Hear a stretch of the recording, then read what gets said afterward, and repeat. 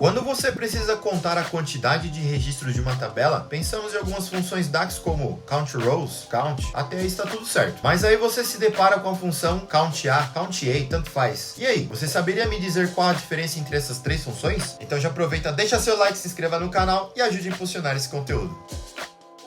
Vamos lá, pessoal. Aqui eu tenho uma tabela dentro do meu Power BI contendo aqui algumas informações, como o nome, cargo, data de admissão, se o profissional está ativo ou não, e assim em diante. Vou aqui então para a minha exibição de relatório.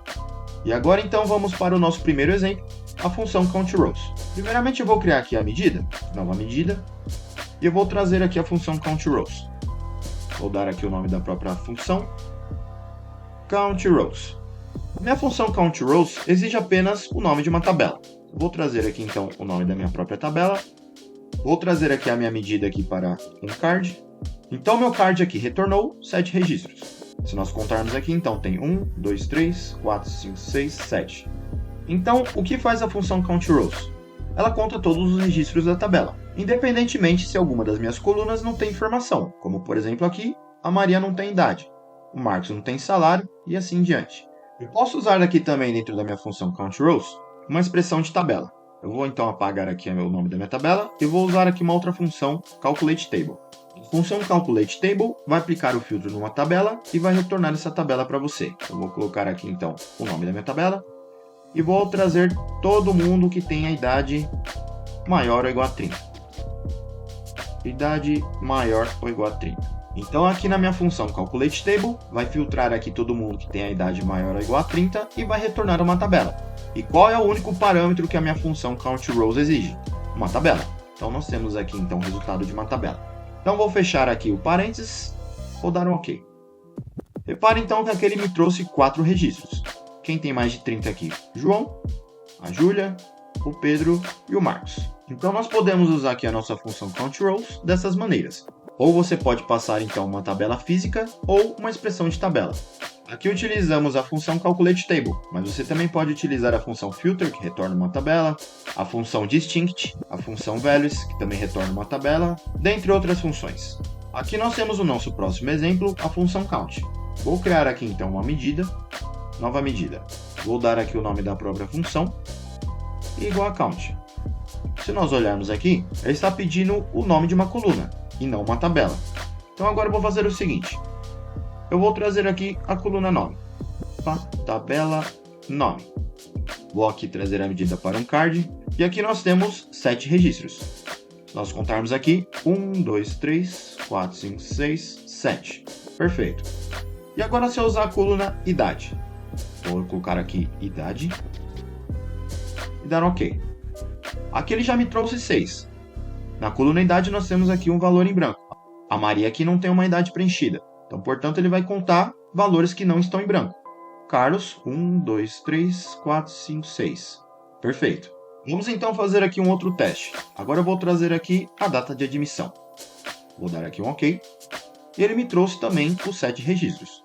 Agora vamos colocar aqui a coluna de ativo. Opa, agora aqui me retornou um erro.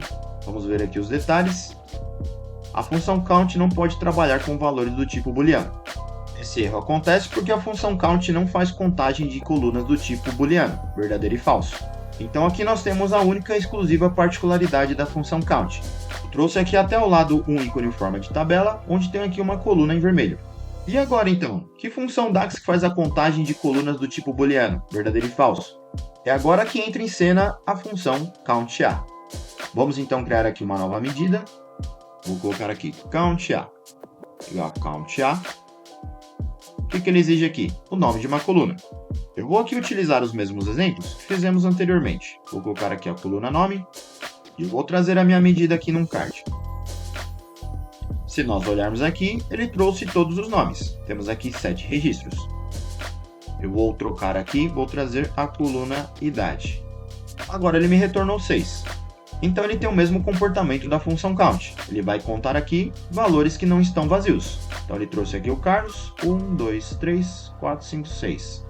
Maravilha. Se eu usar a coluna data de admissão, será que ele conta a data?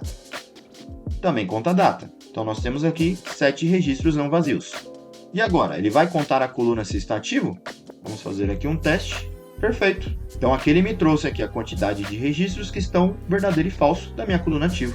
Trouxe aqui os meus 7 registros. Então nós temos aqui a diferença entre as 3 funções. A função CountRows conta a quantidade de registros de uma tabela, independentemente da quantidade de colunas, independentemente se tem colunas com valores vazios. Já a minha função count, ela faz a contagem de registros por coluna, diferentemente da função CountRows. E lembrando também, a função count não conta registros vazios. E por fim, a particularidade da função count é não contar colunas do tipo verdadeiro e falso. Se você tentar utilizar a função count com colunas verdadeiro e falso, vai retornar erro igual esse card abaixo.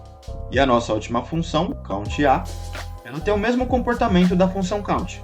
Ela vai fazer contagem de registros por coluna, não irá contar dados que estão vazios, porém, ao contrário da função count, ela faz a contagem de colunas do tipo booleano, verdadeiro e falso. Agora que você sabe a diferença entre essas 3 funções, conta aqui nos comentários qual delas você mais utiliza no Power BI. Se você gostou do vídeo, já deixa seu like e se inscreva no canal para mais conteúdos top sobre Power BI.